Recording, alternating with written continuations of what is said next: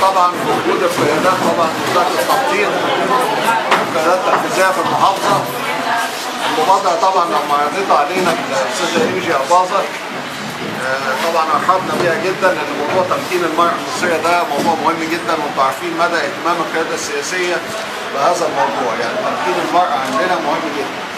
طبعا ده من خلال المشروعات ان شاء الله اللي هتتدربوا عليها وكيفيه اداره المشروعات، خاصه المشروعات الصغيره ومتناهيه السعر. الكلام ده طبعا بيتم برضه بتوفير اعتقد توفير القروض بالنسبه للبنك الزراعي المصري معانا. فطبعا موضوع مهم جدا، يعني ان انت فعلا يبقى في نوع من التنميه للاسره المصريه من خلال المشروعات اللي بنجيبها، وده طبعا بيبقى ليه تاثير ايجابي برضه على موضوع القضيه السكانيه. يعني طبعا انا يعني فعلا كنت حريص ان انا احضر معاكم، وزي ما قلت لكم قبل كده الاستاذه انجي شرفتنا وقالت الفكره طبعا الفكره هايله.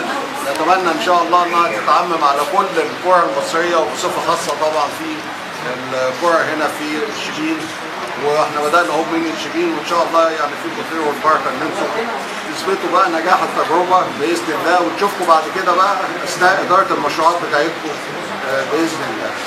وانا تحت امركم في اي حاجه يعني.